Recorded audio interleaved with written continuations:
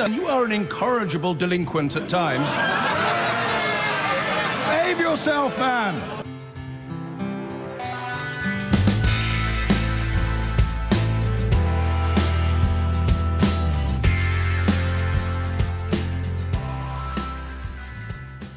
We start with breaking news this hour. 18 people have been convicted of a series of offences as part of an investigation into the sexual exploitation of vulnerable women and girls in Newcastle. And it's emerged that police paid a convicted child rapist almost £10,000 to spy on sex parties to help secure the convictions. Well, we can go live now to Newcastle Crown Court, where the latest trial has just concluded. And our correspondent Mike McCarthy is there for us this afternoon. What's the background to this story, Mike?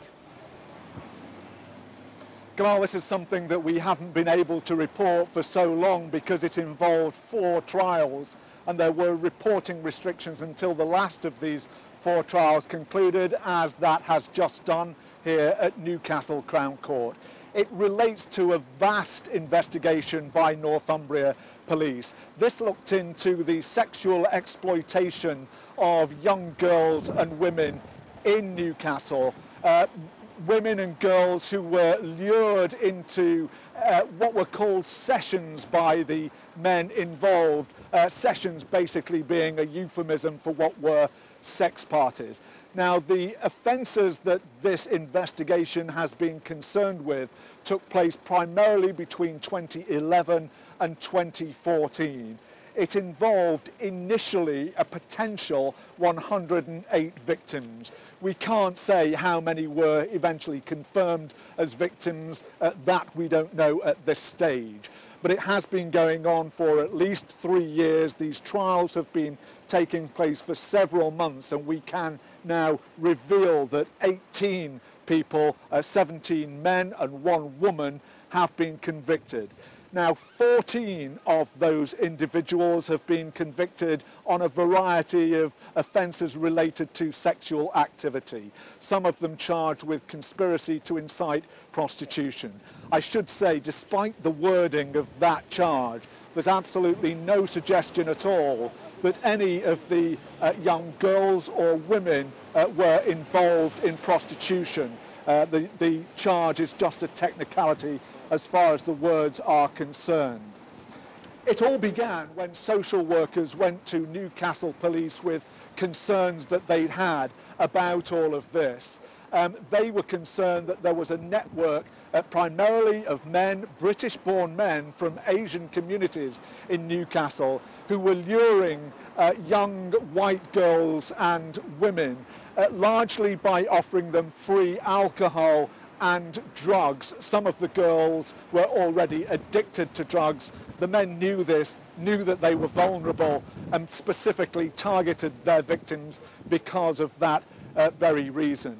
The men then held what they described as these sessions, and a variety of offences took place. One of the most striking features of this particular case is that the police employed a convicted child rapist as an informant in this investigation, and they paid him close to £10,000 for his work.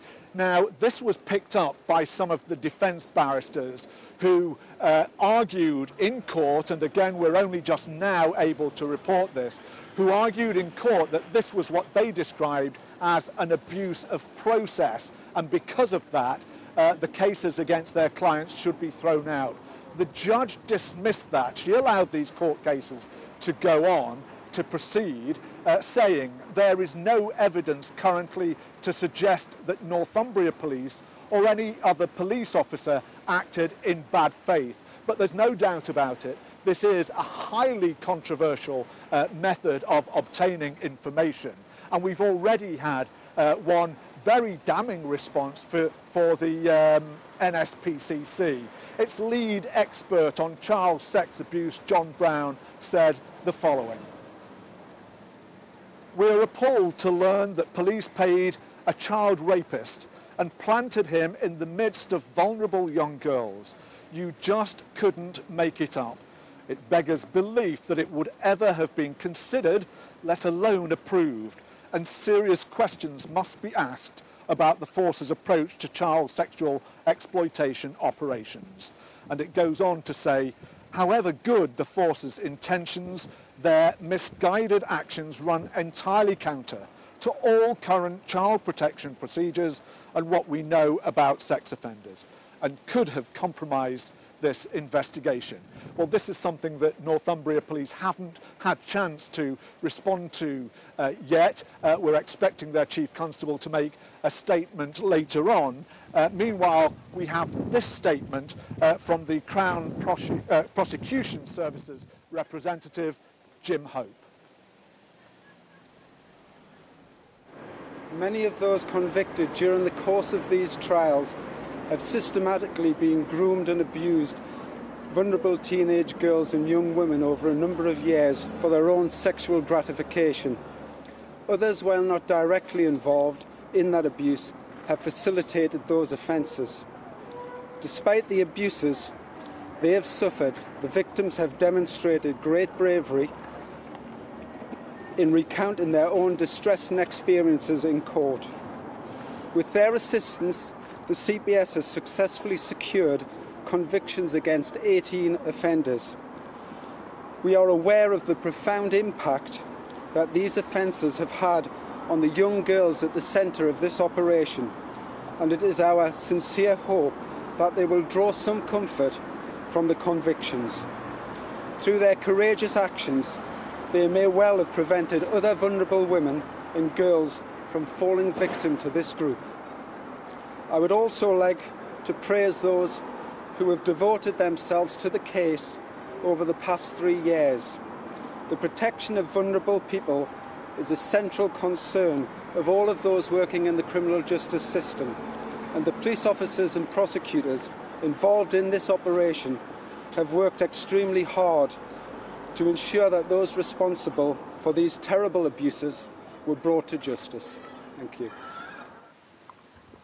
Well, there's no doubt about it that this has been a largely successful investigation with a successful outcome as far as the prosecutors and the police are concerned. But eyebrows have been certainly raised, to say the least, about the methods used by the police, primarily employing a convicted child rapist to act as an informant and to pay him at something in the order of £10,000. Well, our crime correspondent Martin Brunt has been looking at the controversial issue of using informants in cases like this. This is a rare glimpse into the world of police informants, snouts, coppers, narcs. A detective is meeting a man who is offering him information about drug peddlers. The sort of information that can lead to the arrest of suspects. Former detective Peter Kirkham says most police informants are criminals themselves, for a very good reason. Setting a thief to catch a thief is a good summary. It's obviously more complex than that in some cases, but broadly speaking, you need people in and around criminality if you want to know about that criminality. Police don't like to discuss informants. UK forces have admitted they spent £20 million on paying them in the past 5 years. The recent history of the use of police informants is murky. The investigation into the notorious murder of private investigator Daniel Morgan in 1987 was later condemned. A criminal informant had been coached by a Scotland Yard handler. The employment of Jamaican Yardie gangsters as informants by Scotland Yard in the 1990s led to tough new rules after they were found to have been carrying on with their life of crime. In the Newcastle child sex case, an informant, a convicted child rapist, claimed he was paid by police to attend child sex parties and report back, though the judge dismissed his evidence as unreliable. I can't see the circumstances where somebody with previous convictions for child sexual exploitation would be approved to be a participating informant, to go to places where that sort of thing is happening. Not just from the informant point of view, but from the point of view that if the police know that is happening and reasonable grounds to believe that is happening, they can't just let it happen. It's not one of those crimes that you can allow to take place. The Newcastle case is the biggest child sex investigation since the scandals in Rotherham and Rochdale. Nazir Afzal led the prosecution in the Rochdale case in 2012. I would think putting a child sex offender in contact with other children and other potential child sex offenders is that line that I wouldn't cross. And I think that we need to be very wary about this. I can't think of anything that would enable us to manage the risk, which is clearly apparent. Today, the Home Office has strict guidelines on the use of what it calls covert human intelligence sources. It addresses welfare and security, but only of the informant. It refers to vulnerable individuals. Again, its concern is the informant. And it authorises the use of children as informants. The Newcastle case is unusual. Police informants normally stay in the shadows. Police prefer to keep their informants anonymous, away from the courts and out of potential controversy. Martin Brunt, Sky News. Well, some of those who have been convicted as a result of Operation Shelter have already been sentenced. Some will be sentenced at a later hearing. But just to reiterate, 14 individuals have been convicted of sex offences. These are 11 of those individuals. It's a range of offences, some of them charged with conspiracy to incite prostitution. The police will no doubt regard this as a very successful outcome as part of Operation Shelter, but they are clearly already facing some kind of criticism about the use of a convicted child rapist as an informant. We'll give you more reaction as we get it. Mike, many thanks indeed for that update on that breaking news this afternoon. John Brown is the NSPCC's lead expert on tackling child sexual abuse. He joins me now from Westminster. Many thanks indeed for joining us, John. Firstly, your reaction to the conviction of these 18 people following this investigation into sexual exploitation in Newcastle. Well, this is another horrific case of child exploitation with some very similar features to what we've already seen in Rotherham and Rochdale and Oxford and elsewhere. Thank goodness that these perpetrators, many of them, have been brought to justice, and we really hope at the NSPCC that the victims are now getting the help and assistance that they need. Obviously, a particularly shocking feature of this case is the fact that Northumbria Police have apparently paid a convicted child rapist to be involved in their investigative procedures. Yeah, on that point of the Northumbria Police paying this convicted child sex offender £10,000, we're still waiting for a comment from Northumbria Police. That's going to be happening in the next half an hour or so. But I guess what they would say, their argument would be that the ends justify the means, and ultimately they did get this conviction. Well, they did get the conviction, and there have been many other successful convictions in relation to child sexual exploitation as well. The means can never justify the ends in a situation like this, where you're putting a convicted child rapist in contact with very vulnerable children. It absolutely beggars belief, and we're staggered at the NSPCC to understand that this has happened, that Northumbria Police took this decision, and we certainly think that a thorough review now needs to be undertaken in terms of how this was allowed to happen, and what sort of risk assessment procedure was undertaken. But we can't think of any circumstances where it would be safe to have a convicted child rapist involved in this sort of work. Your first answer, you mentioned Rochdale, you mentioned Rotherham. Now we're seeing this case in Newcastle. This story once again highlights how easy it is for vulnerable young girls, vulnerable young women to be targeted by much older men. It does, absolutely. And the nature of child sexual exploitation, the way in which young people and children can be very effectively groomed, to the extent sometimes that at the time they don't see it themselves that they're actually being abused, that they will see their abusers as boyfriends. This can be incredibly complicated, and what we need to do is have a far greater focus in investment on, firstly, providing help and treatment for those victims once once they have disclosed and once it's become clear what's happened to them. But also, it's so important that we get a much better focus on prevention as well, on earlier work in schools to help children and young people understand the signs of grooming and enable them to speak out. And certainly the NSPCC, we're playing our part by going into schools and doing work called Speak Out, Stay Safe, which enables children and young people to recognise the signs of abuse and to speak out. We need much better training for teachers and increased awareness for parents, and increased good quality materials for parents to help them understand, to raise those questions with their children if they've got concerns as well. Progress has been made since child sexual exploitation first came onto our radar. Progress has been made, but I think there's much more that needs to be done. It's a complex crime, and certainly when you've got situations where convicted child rapists are then being used in investigative procedures, that certainly sets us back as far as child protection is concerned. John Brown, really appreciate your time. Thanks for joining us this afternoon. OK, we're going to go straight to Newcastle, where police are giving a statement on this story. Let's have a quick listen in. This investigation began after one initial police inquiry in December 2013, an inquiry which led to the significant uncovering of sexual abuse which is being hidden away in our community. Whilst we were aware of some similar offending against vulnerable women and girls on a small scale, we did not know the true scale of this at that time. An enormous amount of effort went in at the very outset to proactively finding other potential victims. By the end of January 2014, Operation Sanctuary was set up and we had already made 30 arrests. To date, we have arrested 461 people, spoken to 703 potential complainants and have found 278 victims. In total, we now have 93 convictions, delivering over 300 years of imprisonment in addition to today's convictions. I must start by praising the absolute bravery, dignity and composure of the victims throughout this incredibly gruelling process.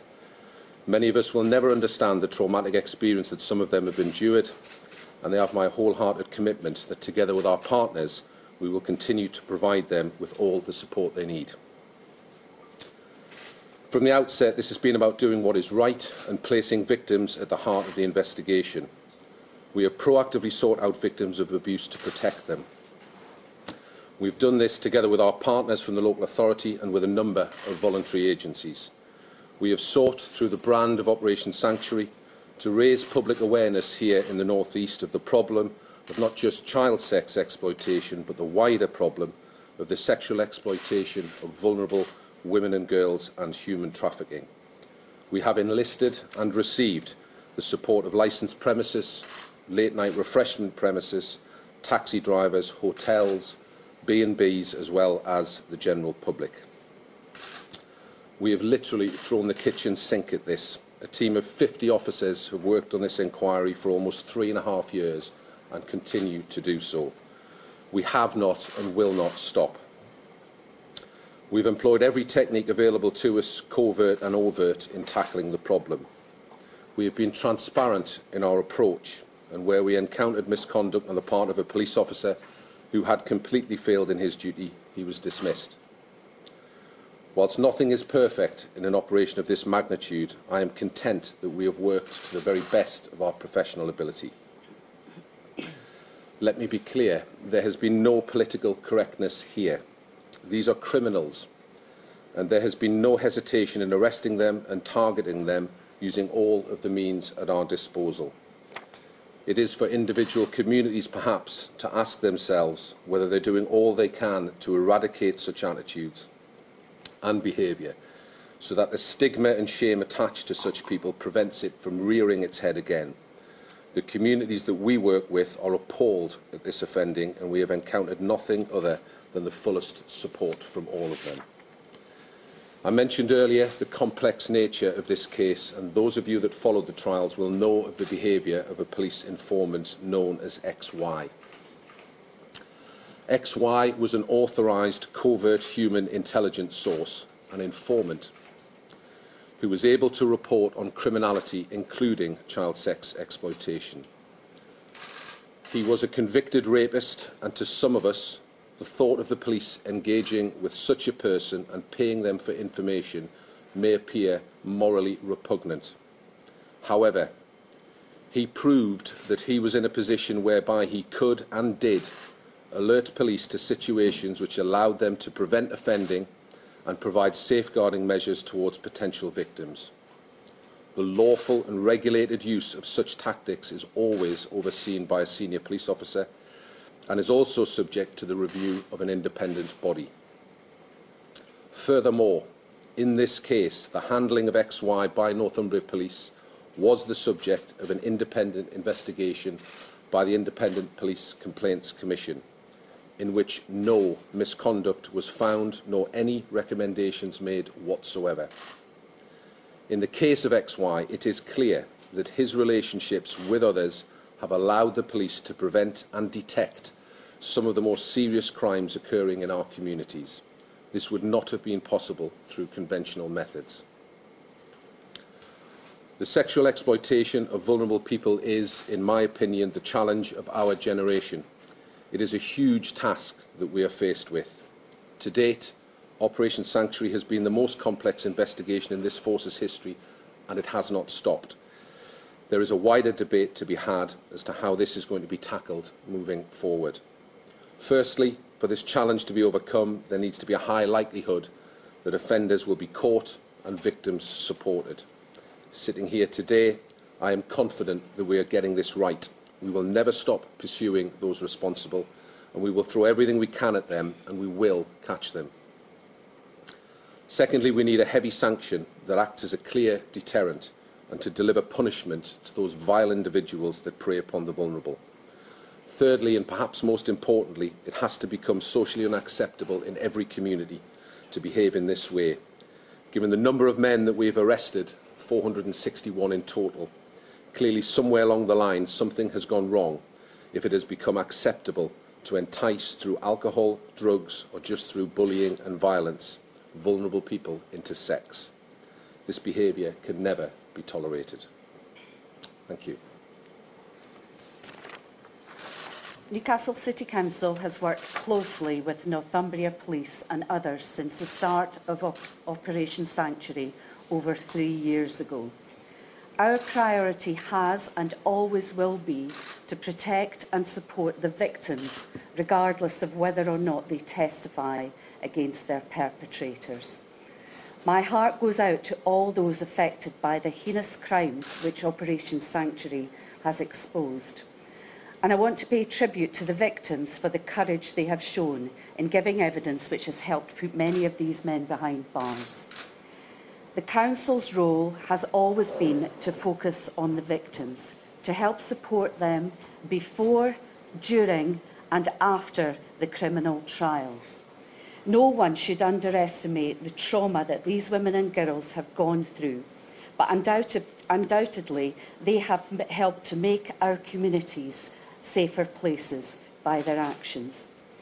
We are constantly alert to this offending and have worked in collaboration with the police to find innovative ways to help those affected. Our experience in Newcastle has taught us that offenders of sexual exploitation target both children and adults who are vulnerable. We do not believe that what we have uncovered in Newcastle is unique. Indeed, there has been evidence of similar offending in many other towns and cities. We believe that any area that says it does not have a problem is simply not looking for it. And I would encourage all areas to be proactive in their attempts to uncover sexual exploitation.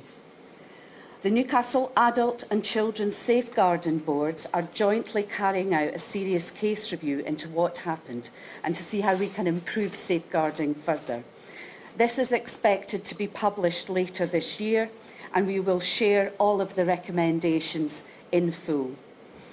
Finally, I want to emphasise that from day one, our primary concern has always been for the victims of these terrible crimes. We are supporting them now, and we will continue to support them long into the future. Okay, ladies and gents, open to questions. Gentleman at the back. Michael Carthy from Sky News. Can I ask you, Chief Constable, are you content that any criminality that was observed by XY was stamped out immediately and that there was no delay in protecting any potential victims from further harm? I'm going to say yes to that. That is my honest belief.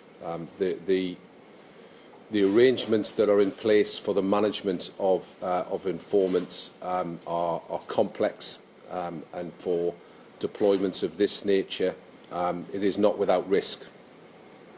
I think it's fair to say that, you know, I would be the first to recognise this is fraught with danger. There are risks at every corner, but the prize that we are seeking and that we sought and that we secured in this case was the protection of vulnerable people and the securing of convictions of very dangerous men, and we got that. In terms of a delay in safeguarding individuals, to my knowledge, that simply didn't take place, and I can't, for I think very good reasons, go into the detail of how that individual informant was deployed. That would run a very, very real risk that they would be identified, and that wouldn't be appropriate. But I'm as satisfied as I can be that the right framework is in place. And it is worth mentioning not just the IPCC giving us a clean bill of health. The judge made some very, very specific comments about the lack of any evidence of any bad faith on the part of Northumbria Police or any misconduct on the part of the officers or any evidence that there was a lack of compliance with established procedures. And furthermore, the Office of Surveillance Commissioners, who independently govern our use of those very significant pieces of legislation, have for a number of years now given Northumbria Police a clean bill of health. And that's not a run-of-the-mill inspection. It's a very, very detailed oversight of how we manage informants. So I'm as satisfied as I can be. I obviously wasn't present when that informant was deployed. No police officer was. It's a tactic that we used in the absence of any other means to gather that intelligence, and I'm satisfied it was the right thing to do. As a supplementary, Please. Can I just ask how you respond to the comments of the NSPCC, who said that however good the force's intentions, their misguided actions run entirely counter to all current child protection procedures and what we know about sex offenders, and could compromise this investigation? I think that comment has to be seen in the context of perhaps how well informed they are of the detail of it, and we're happy to link in with them. There are a number of other agencies that we have worked with very carefully on this matter. I think there is perhaps a misunderstanding that there's been some sort of recklessness in the way that an informant who potentially could pose a risk themselves to vulnerable people has been pushed and forced into those situations. That's simply not the case. This is about asking somebody who has associates in that world, who knows, who perhaps might have some sort of connection with that world, to give us specific information about whereabouts, about times, about places. It's not about putting them into a position of risk. And I'm as satisfied as I can possibly be that that was the case. But I get entirely that morally, that a lot of people hearing that headline, that we paid a convicted child sex offender for information, will find that very, very difficult to accept. It's not an easy decision, and I'm not going to sit here and suggest for one moment it was. It's a decision that we've had to wrestle with ourselves. But I can categorically state, sitting here today, that there are dangerous men behind bars now and vulnerable people protected that would not have been the case had we not used that informant. And it's in that context that you have to view those deployments. Question. Question for both gentlemen at the end here. You know this was a deeply traumatic time for the girls who were abused. How do you expect they would be feeling to know that a child abuser has profited from this investigation? Well, I think that, again, you know, that question is something that we have to wrestle with, and I think sometimes it's how you put that question to the individual victims, and perhaps another way of putting the same point, if I may, is to say to victims of sexual exploitation, of this horrible pattern of offending, who are already victims, if by paying somebody a sum of money we could prevent you from ever being a victim, do you think that would be the right thing to do? So as unpalatable as this is, and it is to me, you know, as a man, as a human being, as a father, it is difficult for me to get my head round. But we have to step into a murky, a dangerous and a shadowy world, and the people who are going to provide us with that information that will protect victims, that will stop other women and girls becoming victims of this abuse, It's not the postmaster or the district nurse or some other person in a position of authority. They are the very people who themselves may well have committed these vile acts, and that will come as a surprise to some, but not all. That this is the world that we have to step into in policing, and it is dangerous and it is difficult. But that is what we are prepared to do. So, you know, I'm left thinking, if you'd expect me to do nothing, then I'm happy to disappoint you, because we're not going to do nothing. We'll do everything we can within the law to bring these people to justice. And sitting today on 93 convictions and over 300 years of imprisonment against some of the most vile offenders we've ever encountered, that's before the sentences of the 18 on the back of Operation Shelter. I've got to be satisfied that that was the right thing to do. So the question is also... Go on, Steve, if you want to add. Yeah, I think it's very pertinent to talk about the support that we give to victims and complainants, and there's been some commentary about that already. Yeah, and I think it is worth me echoing the fact that that support does not depend on a young person engaging in a criminal justice process. Our primary focus is to safeguard people who have been subject to abuse. And if, as a result of that, they want to engage in a criminal justice process, then of course we'll support them to do that. That means that we have to build quite a unique and trusting relationship with that young person. And we certainly would not put ourselves in a position where the first time a young person who's been through the criminal justice process hears about X, Y is today. You know, that would not be acceptable. We of course have shared what we could with those people and explained what we can with them, and I'm content to say that of the girls that have gone through the shelter trials, not one of them has been critical of the work we've done. Okay, we're going to move on. Thank you. Greg from ITV News. A question for DS Barron. Away from XY for a moment, you led Operation Shelter. Paint us a picture, if you will, of the sorts of girls that these men went after, how they did it, how they made contact, and the reaction of your officers when they found out what they found out. Okay, the first thing I want to say, and again it's to echo something that's already been said, is I don't think sitting here we can have any real appreciation of what these girls have gone through, either in terms of the abuse that they've suffered or the personal resilience that they've shown to stay with us for what has been a 3.5-year journey from the beginning of 2014 to today. And I want to make that very clear.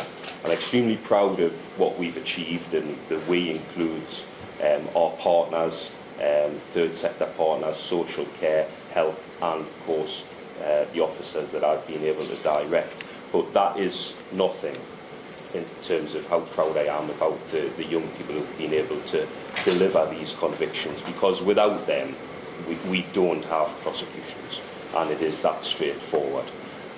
In terms of what we're talking about young people who, despite the resilience that I've just talked about, have vulnerabilities. Those vulnerabilities may be multi-layered. You know, we are talking about people who may have substance abuse problems. They may well be people who have suffered in terms of their mental health and their mental well-being. Some struggle around their capacity to make appropriate decisions.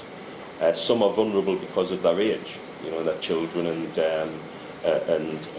they're being asked to make decisions around very adult concepts around sexual activity. So there's an inherent vulnerability there. And it's those vulnerabilities, and that's not an exhaustive list, but it's those vulnerabilities that have been targeted by these perpetrators. So it would be easy to talk about child sexual exploitation. That's not what we've been dealing with. From the start, we've been dealing with the sexual exploitation of vulnerable people, which includes children and young adults. And we have quite a significant age range of victims who've provided evidence within Operation Shelter. In terms of how the perpetrators have operated, you know, we have seen within the wider sanctuary investigations some quite extensive use of social media to groom young people. That hasn't been replicated within Operation Shelter. Operation Shelter is more about face-to-face engagement in public places where young people have been encouraged to attend parties, often referred to as sessions by the victims, where they've been given alcohol and drugs in order that they could be abused. And how horrified were you, though, by what your officers uncovered in this operation? Have you ever seen anything like that? Well, as the Chief said, from a Northumbria perspective, this is the biggest operation we've dealt with. It is truly awful to think, you know, when you sit and read or you listen to some of the accounts of these young girls, you know, 25 years a detective and a lot of that dealing with gruesome homicides. This is the most challenging set of investigations I've dealt with, and some of the stories that people have to tell about their lives are awful. And you have to be careful that you don't get too hardened to that, because account after account of abuse, you need to keep focused on exactly what that means for that young person, how you look after them, how you support them, as well as thinking about the investigation. Okay. You referenced the complexities of the case. I know that meant that some of the victims had to give evidence like 6 or 7 times. Yes. Do you think there needs to be some kind of change in the justice system to prevent that from happening in the future? You know, you look at as Steve, as the senior investigating officer, will, I'm sure, echo. We'll look at how difficult that has been for individual victims to go through in terms of a process, and these trials have taken in the region of 2 years, and that's the criminal justice system part. Prior to that, we've had to go through that very sensitive first stages, which is something that I think does set us apart slightly with Operation Sanctuary, where this has been about proactively looking for potential complainants. So over 700 women and girls were visited, and that's condensed down to the number of victims that we've found. But every one of those has had to be approached in a really, really careful and sensitive way. So in some cases, it's more than 3 years since they felt that they were confident enough and brave enough to make those first disclosures to us. I get and understand entirely that we need a proper, transparent, balanced and fair justice system. But I am left to conclude at the end of it, to have gone through that ordeal for some 3 years or so is a grueling experience for each and every one of them, and makes it all the more remarkable that they've stood up to it as well as they have. We could have folded these trials. I mean, that's part of the issue around XY. In many respects, we wouldn't be sat here today. We'd have. The easy option would have been to collapse the trials rather than reveal the identity of an informant. That in itself has extended and prolonged the trials because of the allegations that were made that were completely discounted. But such was the commitment to make sure that the 22 victims in these trials saw some justice being served upon the 18 people that are convicted on the back of Operation Shelter. And that's just one small part of Sanctuary. Such was the determination to do that we thought this was necessary to go through. But yes, I think that anything that can be done to minimise the experience while still maintaining the integrity of the criminal justice system has to be looked at, because it's an excessive amount of time. I get that it's complicated, but it's a long, long period of time for those victims to be exposed to that degree of trauma and anxiety. Can I just clarify something, Mr. Ashford? Did you make the decision to deploy XY, or was it done by your predecessor? The authorisation of XY is quite complex because in this period it spans both my predecessor and myself. Now that authorisation is done at a different level. It's not done at Chief Constable level. What I would say to you is the Gold Commander that began Operation Sanctuary, that took that on in the very early stages, sitting here today, the buck stops with me for XY, and it's not for junior officers to have to explain why it came to be that they recruited and deployed somebody with his background. That's with the implied permission of me both as the Gold Commander when I was Deputy Chief Constable and now as the Chief Constable. So that responsibility sits entirely on my shoulders and it does not sit anywhere else. Question? Was XY sent on the instruction of the police officers to sessions where young girls were present? No. No, you know, if we think about our primary focus is to safeguard, what we wanted from XY, without going into detail and tactics, was to understand where these sessions and parties were going to take place, so we could actually disrupt them, as opposed to waiting while young people were being abused. So his instruction was to, amongst other things, because it is a very complex process, but his instruction was to find out when they would take place in order that we could prevent them taking place and therefore prevent the abuse of young people. And just the second point, could you explain just how he was paid? Was he paid for his per time, per hour, or was he paid for results? What was his pay structure?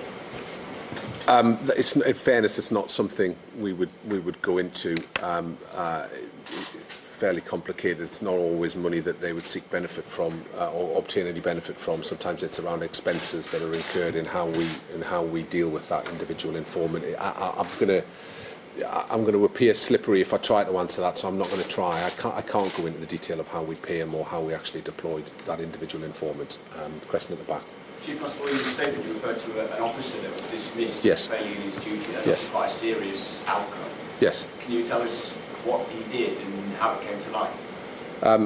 I'm sure Steve can give you a bit more detail than me, but ostensibly he, in the course of looking for victims and looking at individual perpetrators that we were encountering, we looked at any dealings, any involvement that we'd had with them, and it was evident that that an officer who had had an opportunity to investigate an individual offender hadn't done a very good job at all. In fact, the standard of investigation fell so far short of what I would expect that we deemed it to be grossly negligent, and he was dismissed.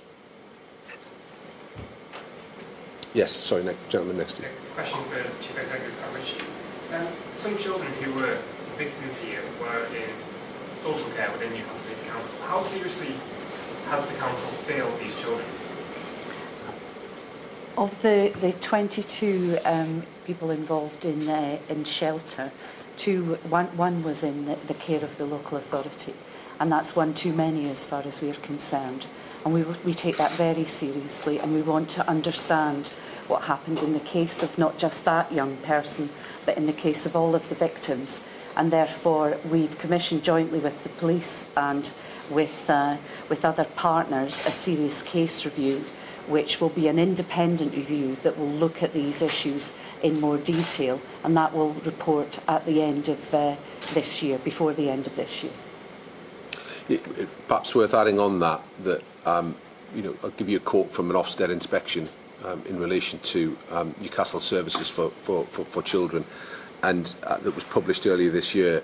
There is a highly effective response to risks of child sex exploitation, and inspectors saw evidence of outstanding practice to protect children. So, you know, this is, and it's important I make this point, this is not about us sitting here and saying we think we're perfect. We're not. We've done everything we possibly can to find victims of child sex exploitation and sexual exploitation of vulnerable people. What this has never been about is people lining up to say, we've been telling you about a pattern of abuse that's been existing for years and you've failed, you've never done anything. It's not about that. It's absolutely about public services doing the very, very best they can. And if we've been found wanting, it's not for a lack of effort, commitment, energy and resources that have been ploughed into this. This is about as good as we can be. And there are aspects of this which still need to improve, but there are aspects of it that actually, despite the horrible subject matter we're dealing with, we're quite proud of. Could I add to that very quickly? Because I think it's important to consider the speed of our response. In December 2013, we became aware of an emerging picture, and that picture is ultimately Operation Shelter. By the beginning of February 2014, we had arrested 29 individuals. Now, That wasn't because we had 29 allegations, that was because we had an intelligence picture to indicate that those 29 individuals were potentially involved in sexual exploitation and the abuse of young people. That's a particularly bold and I would say swift response to an emerging picture, and of that number, 7 have been convicted within the framework of Operation Shelter. So in terms of any assertion that we've in essence sat on our hands, then I think you can see within a matter of weeks that was the magnitude of our response. And if I could just add further to what the Chief Constable said, we put social workers working alongside police to support the victims to come forward, because it's a very difficult process and it's a difficult thing to do, to come forward and tell your story when you're in an abusive relationship that is often built on fear. And therefore, I think we've worked extremely closely and have in effect set up a joint hub with the police and other partners that supports these young women and girls, and will continue to do so. And as the Detective Superintendent has said, we'll support them even if they do not bring charges, because we think it's important to help them get out of the exploitative situation that they're in. Okay, lady there. You say that you recruited XY to gather intelligence on when and where the parties were taking place. But was there any point throughout his deployment that he was in the same room as the young women and girls? Are you in a position to answer that? I couldn't answer that question with huge confidence, and that's not me being evasive. It's simply that is very much down to the nature of his deployment and reporting to his handlers. What we can be certain of is what was said by the Chief earlier on, that his deployments were properly risk assessed, and we can be certain that he's not been abusing young people whilst he's been a human intelligence source for Northumbria Police. Gentlemen. You said that there was no political correctness, and I think you said that some communities need to ask themselves if they could do more. Which communities are you thinking of? I think my point is all communities. It isn't. I don't think it's for me to point a finger at a particular community. If I'm perfectly honest, we've arrested over 400 people in Operation Sanctuary so far over the last 3.5 years. They come from just about every single community that you can mention. It's an inescapable fact that when you look at the photos, certainly coming out of Operation Shelter, the trials that we're specifically talking about that have concluded today, most of the offenders are not white. And if you go through, for Operation Sanctuary, most of the offenders are not white. Some of them have been. In Operation Sanctuary so far, we've had convictions of white people. Most of them are not white, but they are from a really diverse section. So we have people from Bangladesh, from Pakistan, from Iran, from Iraq, people who are Kurdish, Turkish, Albanian, Eastern European. So which community do I identify? I can't, sitting here today. There are a wide range of communities, and my point is, I think it's for every community to ask itself the question, is whether or not they're doing everything they possibly can to make sure that it is socially unacceptable, and the attitude towards women and girls that we have encountered has no place within that community or in any community. And I think we all have a role to play in that. And that's not me trying to pass responsibility, but I don't think it's for me as a police officer to point that finger at a particular community. I'm happy to take part in the debate, but it's for every community to do some soul searching and say, are they doing everything they possibly can to make sure that there's a stigma and a shame attached to this type of belief, that has pervaded some men. Because we've seen connections. Some of those convicted are convicted of conspiracies. They're not sole offenders. It's not a complex criminal hierarchy like you would encounter in other areas of serious criminal behaviour. But it is known. There are offenders who have colleagues, associates, relatives, I don't know, that know about their offending. And the best way to deal with this, as I say, you high likelihood you're going to get caught, you're going to get sentenced heavily. Well, we're getting there with all of that, and you will get caught. But the best way to prevent it is for the communities themselves to deal with it. Can I clarify, were all the victims white? In Operation Sanctuary? No. Within Operation Shelter, yes. They are, yeah. In the wider Operation of Sanctuary, then we have seen both victims and complainants from different ethnic backgrounds. Is anybody else currently serving for this force with payment in the way that XY did? I would absolutely not comment upon any other deployment of informants. Yes, I would. In the circumstances that we've been presented with, yes, I would.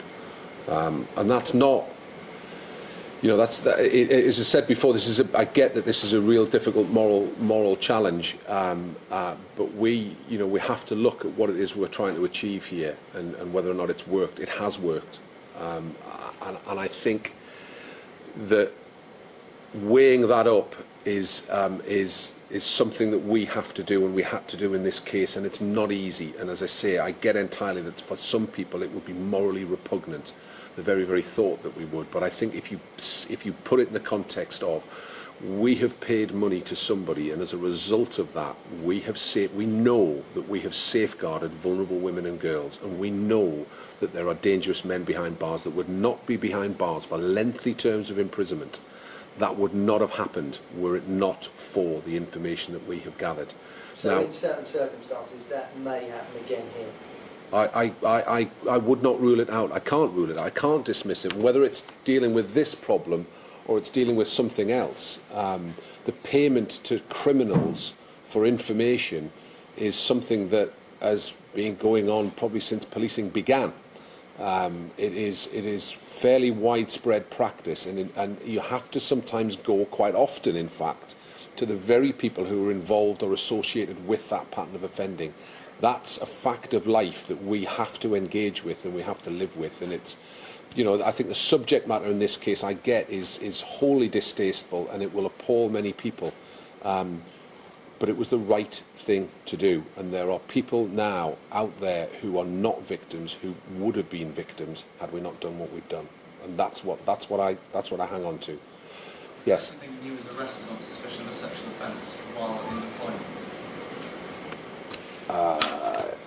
That's something you'll comment on specifically. Sorry, the question is. Am I right in thinking that he was arrested? There's a matter referred. Yeah, there's a matter referred to. I couldn't confirm whether it was while they were deployed. I know there was a matter referred to by the judge where she dismissed any relevance of that because there was no prosecution proceeded with. What I was going to ask is that was he deployed any further after that arrest and the investigation? I don't know. Sitting here, I don't know. No. Question at the back. You've recently announced the fact that you'll be stepping down. Yes. Is there any coincidence to the conclusion of Shelter and that announcement? No, please don't conflate those. They're not connected. Honestly, they're not connected in any way, shape or form. If you look at the dates, I joined in November 1987, and I've known for 30 years that I could leave in November 2017. They're not connected in any way, shape or form. And just to follow up, are you confident that in the light of cuts, the force will still be able to pursue an operation of this size in the future? Well, we have to. It's as simple as that. This has changed the culture of Northumbria Police,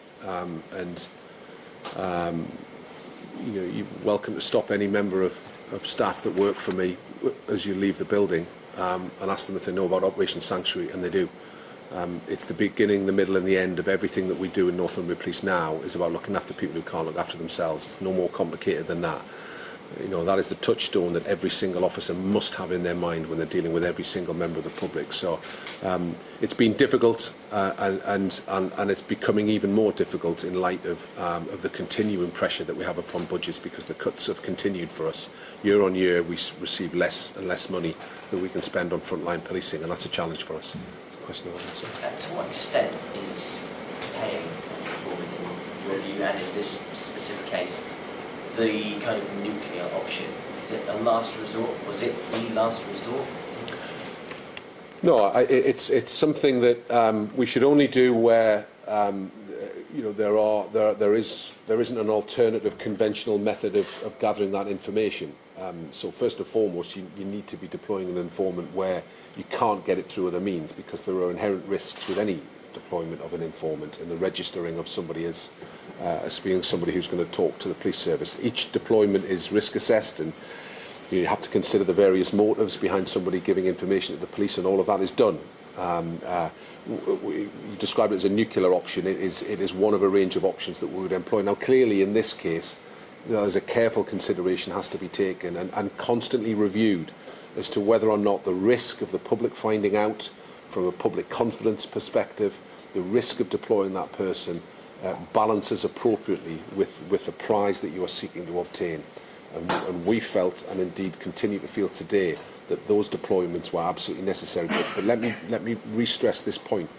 It's not just ourselves that say that. The Independent Police Complaints Commission investigated this wholly independently and reached the same conclusion. The Office of Surveillance Commissioners, wholly independent, review our deployments of all informants and have made no comment to us about the deployment of this informant.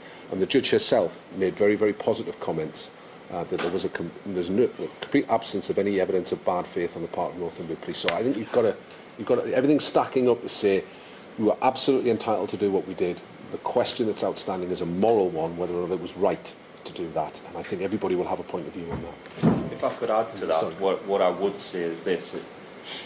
It's worth considering for a moment. Well, we're going to stay with this breaking story this afternoon. Joining us from Central London is Peter Saunders. Many thanks indeed for speaking to us, Peter. He's the founder of the National Association for People Abused in Childhood. Peter, firstly, your reaction to the use of Northumbrian Police of this individual known to us as XY as a covert human intelligence source? Well, I think before I answer that question, I think we should congratulate the police on ensuring that 18 seriously dangerous criminals are behind bars. I think that is a point that we mustn't lose track of. In terms of the more complicated or moral question, which was what the Chief Constable described it as, it's a case of, you know, does the end justify the means? And, you know, the police do an extremely difficult job, and prosecuting these kinds of crimes is complex, it's time-consuming, and for the victims, and at NAPAC, our concern is for the victims of these dreadful crimes, it in itself can be very, very traumatic. Sometimes we have to make, I think, very difficult moral judgments. Am I comfortable as a taxpayer knowing that £10,000 or thereabouts pounds was paid over to a convicted child rapist? Of course I'm not comfortable with that, and I suspect most of the viewers would feel the same. But again, the Chief Constable made the very powerful point, and he's the policeman, that had they not done that, those 18 criminals potentially would still be, or would definitely be still abusing children and vulnerable people. So it's a really difficult balancing act. I'm not comfortable with it, but I kind of understand it, if that makes sense. And again, as the Chief Constable said, you know, the payment to informants has gone on as long as we've had policing, and I'm sure they're no less comfortable doing it than the rest of us feel, who, you know, they're paymasters. But the important thing is that these criminals are behind bars, and my prayer is that the many victims, and there will be many more victims, not just the ones that have been supported through this case, get the kind of ongoing support that they will need, potentially, possibly for some considerable time to come. Yeah, I mean, Steve Ashman did say that on the face of it, it would appear morally repugnant to use this individual known as XY. But he did also say that, you know, this is a case where it's murky, it's dirty, it's messy. It's not a district nurse or somebody who's in a senior position in the public service who'd be able to help solve this, help put these dangerous men behind bars. It's going to be with people who've got a similar type of background to that of we've seen with XY. Well, yeah, exactly. You know, would you or I, would we trust a convicted child rapist to do a job on behalf of the police? You know, the answer to that's possibly no. how reliable would such a criminal, a person with such a vile criminal record be?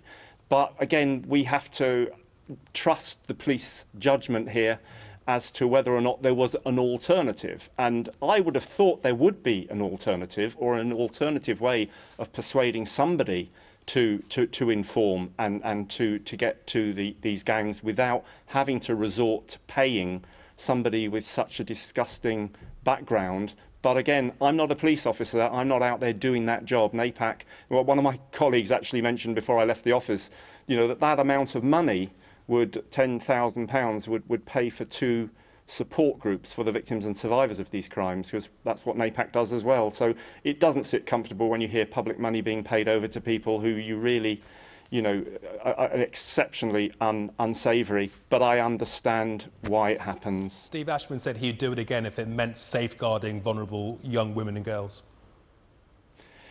Well, as I say, I'm not a police officer. They do a very difficult job. We've got a history in this country of not having tackled this issue for too many generations, and at long last, we are, as a society and as communities, and certainly the police, are now doing their best to tackle this vile cancer in our midst of child abuse and the rape of young people. So, you know, there's a great deal to do, and I suppose he has to say that because he has to keep the options on the table for the future, because I imagine it is a very difficult thing to gather evidence around these particularly vile crimes, where you're dealing with multiple perpetrators as well, who will probably go to any lengths to protect themselves.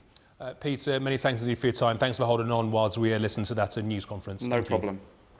Okay, let's get more now on our top story. And police in Northumbria have defended the decision to pay a convicted child rapist £10,000 to spy on parties where girls were abused. The tactic has been condemned by the NSPCC. Well, with us now is Chief Constable Steve Ashman. Many thanks indeed for joining us, Chief Constable. The NSPCC has said that the decision to use this convicted sex offender beggars belief.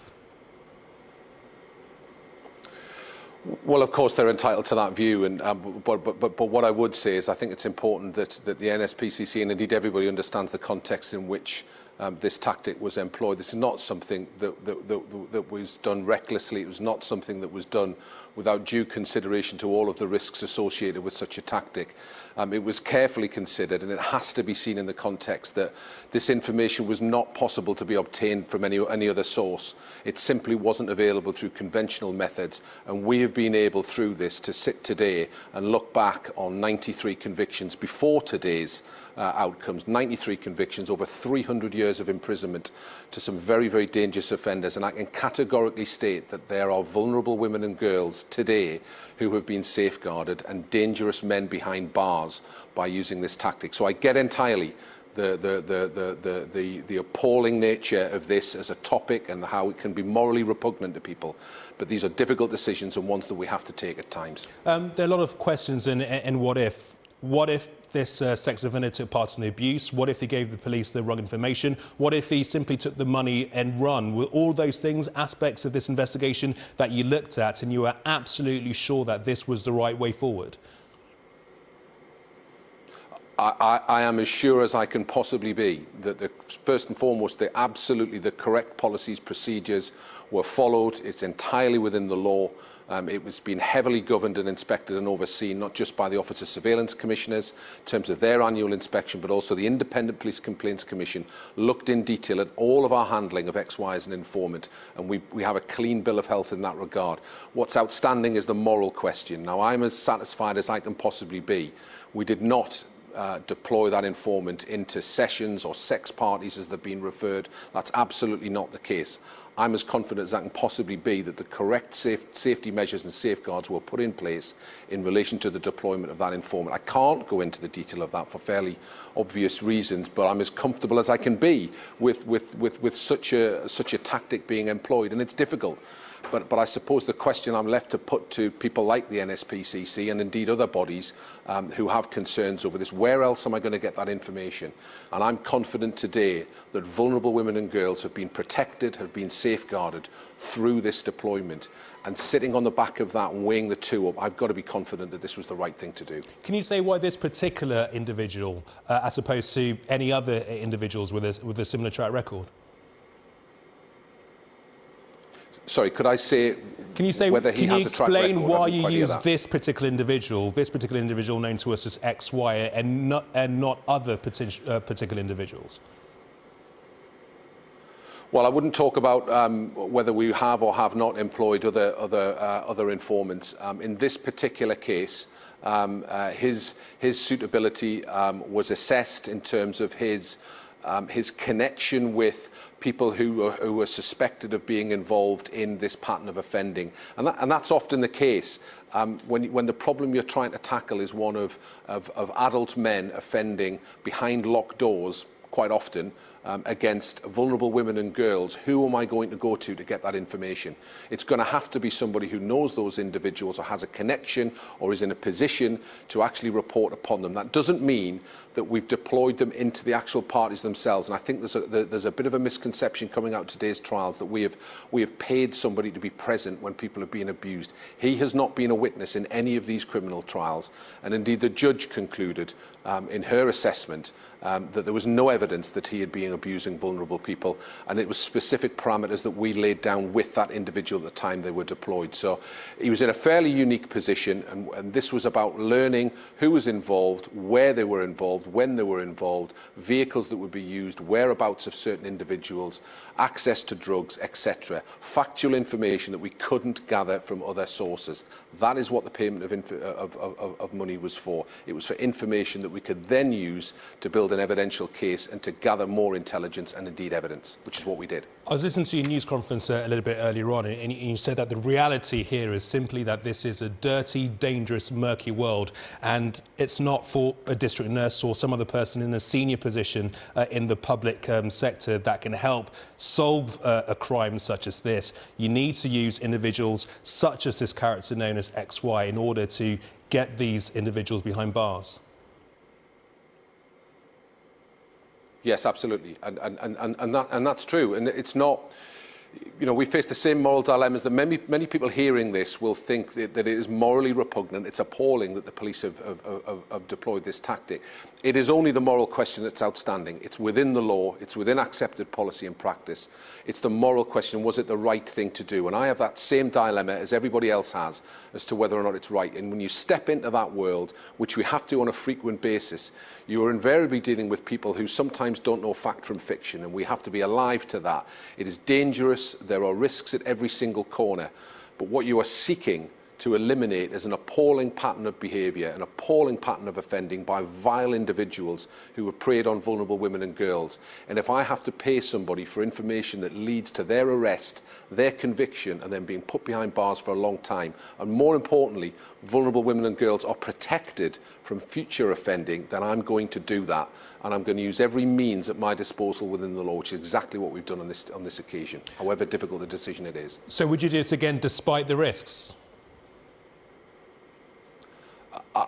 You know, that's something I've thought long and hard about in advance of these verdicts, and I've had some time to reflect upon it.